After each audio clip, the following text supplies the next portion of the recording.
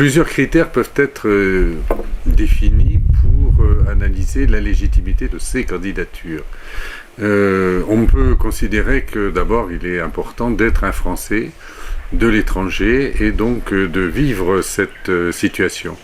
On peut considérer ensuite qu'il est important de résider dans la circonscription et aussi d'avoir résidé dans plusieurs pays de la circonscription pour bien connaître cette circonscription. On peut ensuite considérer qu'il est important d'avoir une expérience de l'action publique, de l'implication dans la vie citoyenne, dans les différents pays, et que l'on connaisse ainsi mieux les problèmes de nos compatriotes. Ensuite, je crois qu'il est important d'appartenir à un parti politique, dans le sens où les partis politiques permettent d'être efficaces dans son travail, puisque ce sont des courroies de transmission du travail des parlementaires. Me concernant, par rapport à ces critères, je peux dire que d'abord je réside à Madagascar donc depuis 2003, Madagascar qui est un des pays de la 10e circonscription, et que j'ai résidé dans 4 autres pays de cette circonscription. Je peux les citer, le Malawi, l'Éthiopie, Djibouti, le Gabon, et donc Madagascar, ça fait 5 pays en tout. Dans chacun de ces pays, j'ai occupé des responsabilités associatives et représentative, aussi bien au Gabon qu'en Éthiopie, et aussi des responsabilités syndicales. Ensuite, je suis élu depuis 2009 comme conseiller à l'Assemblée des Français de l'étranger, représentant nos compatriotes de l'océan Indien. Cette circonscription comporte Madagascar, les Comores, les Seychelles et l'île Maurice. Donc je suis déjà un élu des Français de l'étranger.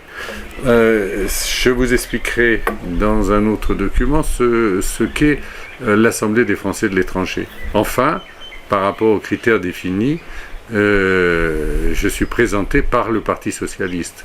Le Parti socialiste sera certainement un des groupes parlementaires les plus importants, sinon le plus important, et notamment celui qui soutient l'action du nouveau président.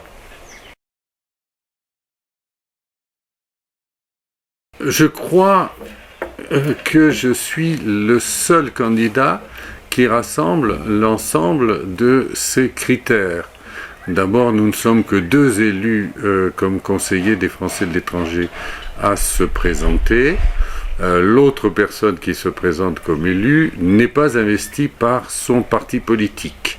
Parmi les autres candidats, aucun n'est un élu, et donc aucun n'a l'expérience d'élu auprès des instances dans les différents pays et de représentativité de nos compatriotes.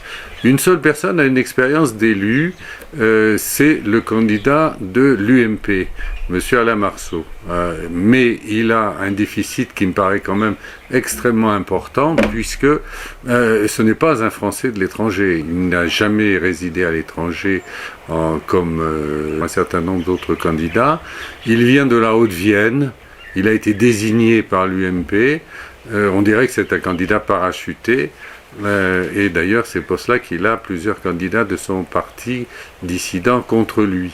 Donc voilà, sans remettre en cause les qualités individuelles de mes concurrents, étant le seul à rassembler l'ensemble de ces critères, je crois être le mieux en mesure de vous représenter et d'effectuer un travail efficace à votre service.